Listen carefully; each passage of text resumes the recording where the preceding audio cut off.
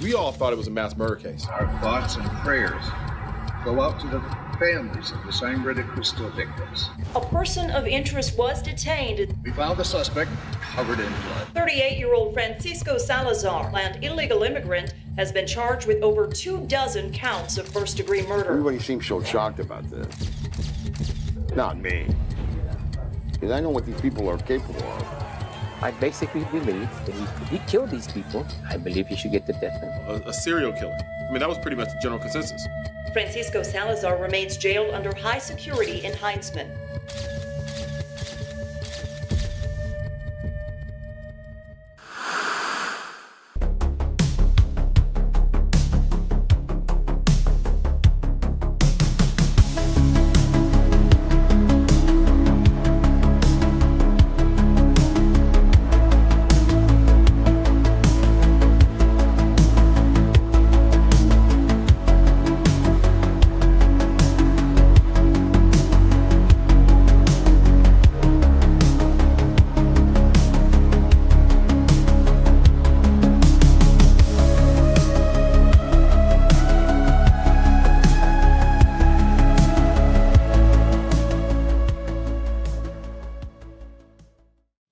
Hey my ghoulies, and welcome to another episode of The Fright Room.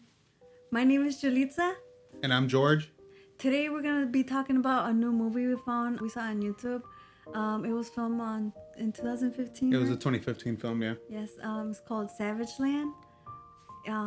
It was super scary. Yeah. I honestly think that it took me back to how I felt scared the first time that I watched the Blair Witch Project as a kid.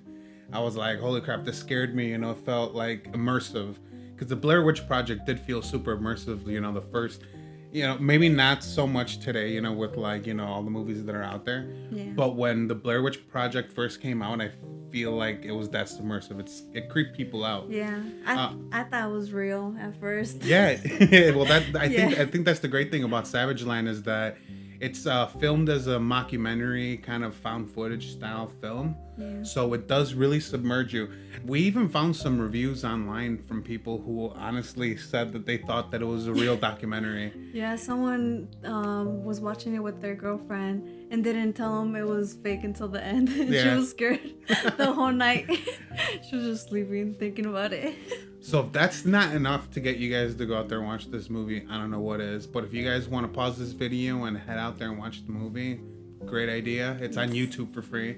But yeah, Good movie. yeah, it's a really good movie. I ran across it on TikTok. I saw that somebody had just posted a clip of it, and I'm not gonna lie, I kind of thought it was real too. I had to go into the comments, and people were like, "Oh, this movie was awesome," and that's where I found the name. I was like, "Oh, I gotta go watch this movie." Yeah. But even just from the trailer alone, I mean, like, it had me hooked. I showed Yeah. it to you, and you were like, I "Whoa!" was hooked. Yeah, I was Yeah. hooked right away. Before we keep babbling, let's break down what the movie is about. Yeah. So the movie takes place in Sangre de Cristo, Arizona, which is basically a border town to Mexico. Yeah, right next to Mexico. It's right next to Mexico, and there's only one sole survivor. Yeah, basically overnight, this entire town, and it's a very small town. It's only 57 people, 57 people. and overnight they all die, except for one guy, and that's Francisco Salazar. And since he's the only one who's found with a bunch of blood on him from like 15 different people, and then on top of that, the town is right by the border, so like there's a lot of political tension Oh, with yeah. illegal immigrants, and on top of that, Francisco's an illegal immigrant. So they think he killed everybody in town. Because he's also a loner, right? 'Cause Yeah. they told him he was a loner, an immigrant, and then he had no family, and he was going job to job and stuff like that. Yeah, but at the same time, they also in the movie described how everybody in the town actually at one point had a trust for Yeah. him. They let their kids around him. Like, he was a really friendly guy. He was known for being extremely friendly. Nobody had any Yeah. issues with him. And it wasn't until these crimes happened that everybody kind of turned on him. And it kind of shows you how divisive, those kind of topics could kind of be. Yeah. Because somebody went from friend to foe in like a matter of like one night. Yeah. Well, they ended up finding corpses scattered all around the small town. And like I said, it's a very small town. It's only like 57 people. And what they ended up finding was partial corpses, blood piles. Just clothes sometimes. Sometimes just clothes. And the biggest piece of information, which was his camera and the 26 photos that he took. The pictures were super, super creepy. Like how the movie made them move like really fast, made them creepier. Like you could see the faces, but they're like kind of blurry. So it was like kind of supernatural too. It kind of looked like ghosts.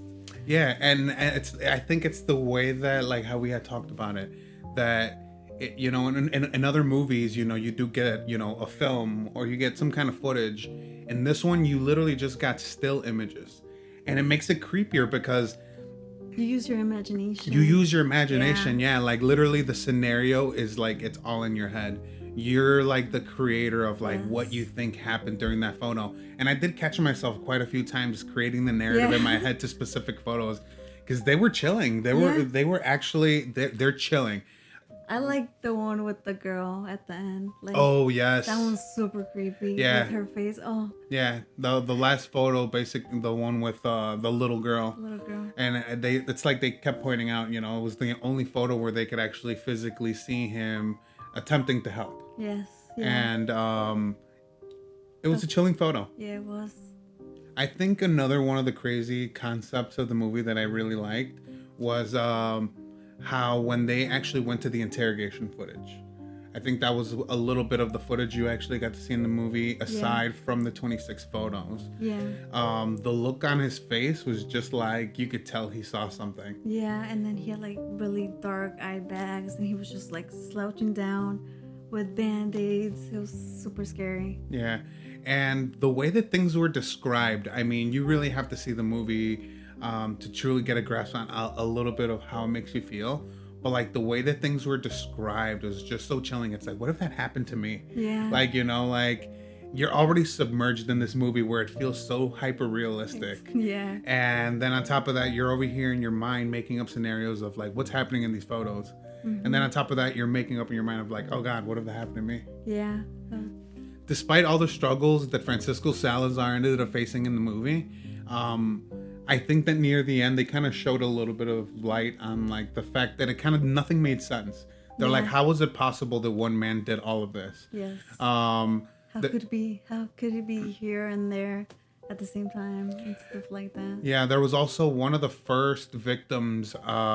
Apparently he was a hunter and he was like a great shot. Oh yeah. And his wife was like, there's no way that he could miss the shot that close. Yeah, if Francisco Salazar had actually come at my husband, he wouldn't have missed a shot. He wouldn't have missed. So that was one of the first clues, and I guess one of the first few people who kind of had their doubts. Yeah. But it really did feel like a kangaroo court, and the sheriff was really out to get him. It was he turned it into an illegal immigration topic like immediately, and he faxed. They were like, you know, but this doesn't make sense. He was like, well, you know, he's an illegal. He's an immigrant. He's an immigrant. You know, don't listen to him. Don't listen to him. They're like that. Yeah. Which, like I said, you know, I guess it's one of the scary parts. You know. Yeah.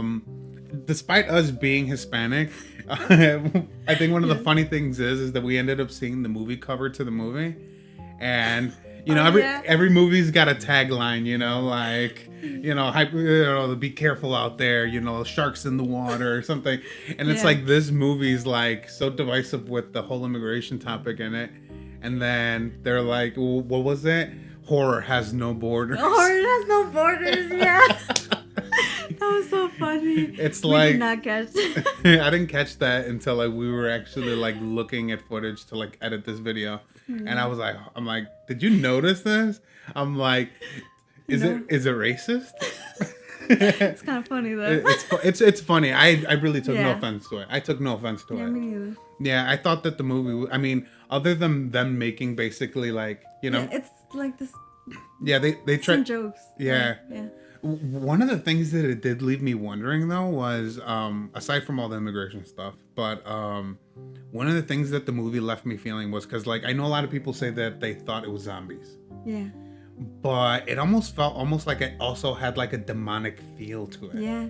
Like I I don't know, like if you watch the movie, It wasn't all zombies, yeah. yeah, because they necessarily nobody said zombies. Yeah. They did say that they were coming back to life, you know, reanimating, but yeah. but nobody necessarily said anything about zombies. And in those photos, it's like, okay, if those people turned that night, some of them had sharp teeth already. Yeah, they did. You know, that seems pretty demonic. Some of them didn't even look human. They didn't look They, human. they looked, I mean, just look at the photos. Yeah, that's definitely something that left me wondering. It's like demon or zombie, Or maybe both. or maybe both, right? Demonic zombies. Yeah. Some things I didn't like about the movie were the acting. The sister's acting was horrible, and then I think the wife's was acting horrible. But like the rest of the other cast was good. She was just like really robotic. Just like, sí, mataron a mi hermano. I was like, what? Wouldn't you be more like crying or something? Yeah, I mean, yeah, I get what you're saying, but I feel like the regular American audience wouldn't realize if like somebody's acting bad in Spanish. You're right. I think it's just me. You're like, that's I bad think I'm Mexican picky, acting. That's not what they do novelas. Yeah, exactly. I need more dramatic. Yeah, I needed more drama. Yeah, I think I just need more drama. That was actually my only takeaway from the movie, that bad acting. My only bad takeaway from the movie would kind of be like yours, but I don't think it was them more. I felt like it was more the sheriff. I felt I felt like the sheriff was more dead giveaway. I felt True, he, yeah. and it's like on top of that, he kind of gave the vibes of you remember the mayor from Fairly Odd Parents, the Oh yeah. Don Dimmadome. What was his name? Doug Dimmadome, the owner of the Dimsdale Dimmadome. That's right, Doug Dimmadome, owner of the Dimsdale Dimmadome. The guy with the dome. He Yeah. was a little cowboy guy or whatever. I know what you're talking about. Dude, he was giving those vibes. He was like a racist, like Yeah. he was just a racist sheriff. But no, his acting was just terrible. That one was a dead giveaway because you could tell that it was kind of it was phony. Yeah. You know, that one was bad acting. Everybody else did feel like you were in a documentary, like you were watching a documentary. But then there were the people who were like, "Yeah, I'm gonna act." Yeah. Yeah, they tried to act too bad. Yeah, they were like, "It's like, no, dude, just act like a regular civilian." Yeah. Yeah, but no, I agree with you. Those were the only takeaways. Were the acting in certain people. Mm-hmm. But no, it was a great movie overall, though. It was. Overall, it was a great movie. Like I said, very submersive. I felt like I was Yes, it was. I It was really- like shut off the movie, and it's like, does this still exist out there? Yes, I usually sleep in movies. Like in the Blair Witch, I slept, but this one I didn't. I was awake the whole time. Well, all right, guys, that's our breakdown of the movie and our 2 cents on the movie. But hopefully, our recommendation. Hopefully, we didn't butcher it. Yeah, hopefully. And hopefully we can, maybe you guys could go out there and actually watch the movie. And if we were completely wrong, leave it in the comments. Be like, dude, this movie sucked. Yeah, comment down below. Yeah, comment down below if it sucks. But personally, I say go watch the movie. I think it was a great movie. It was a great movie. It's worth the Really watch. creepy. Really creepy. And like I said, it's from 2015. So if you haven't seen it already, put it on your bucket list. Yeah. Definitely put it on your bucket list. Definitely. All right, guys. Well, that's the video. I hope you guys enjoyed it. And make sure you guys comment down below. Make sure you click subscribe, hit the bell. I think that's what everybody says, right? Yeah. And see you in the next one. Peace. Peace, guys.